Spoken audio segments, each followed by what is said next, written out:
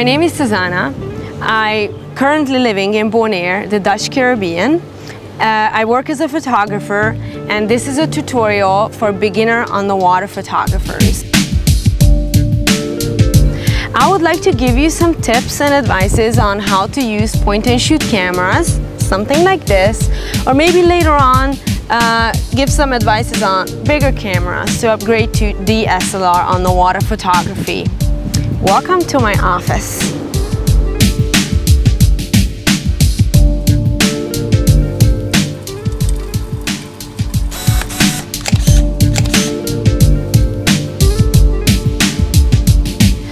Today we are going to talk about some basic camera equipment for underwater photography. To start underwater photography, the best way is to have a point-and-shoot camera, something like this. Of course, you can use any other brands, but it's a really good idea to first get to know something compact.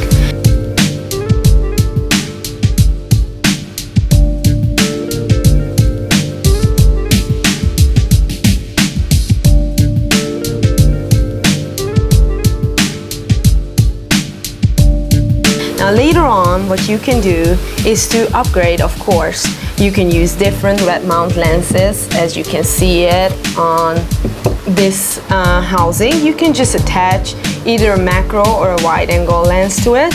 And you can also use a strobe, and that will allow you to use something else than the internal flash. You just have something more powerful.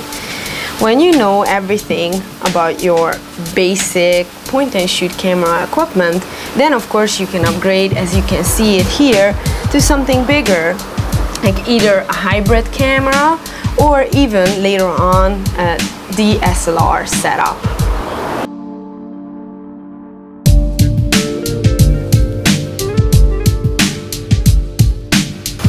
Now we are ready for our new adventure. So what we need to do is to buy a camera and have a housing for it. So let's see how that goes.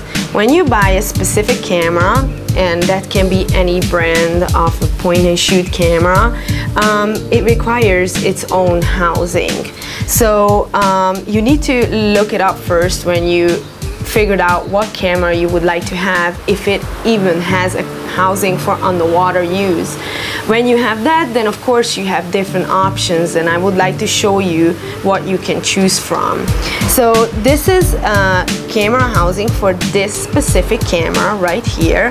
It's a plastic housing, pretty budget friendly, and the camera fits in it just perfectly.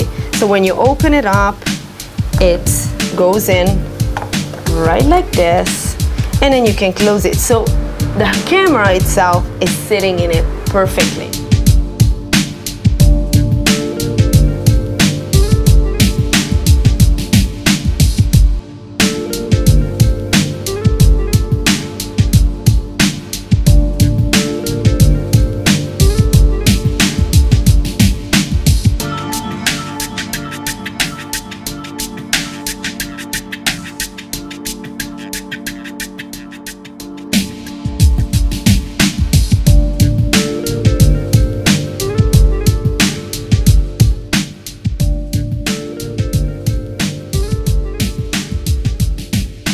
If you would like to upgrade from your plastic housing to something different, then you can also have aluminum housing.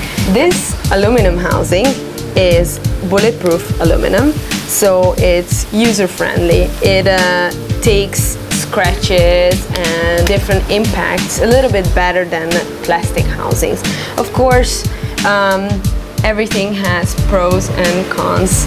Plastic housing is cheaper, and this one is more expensive, also requires more maintenance and to pay attention to the housing a little bit better.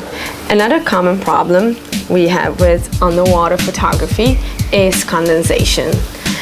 When you have these two housings, the plastic one is more likely to get condensated.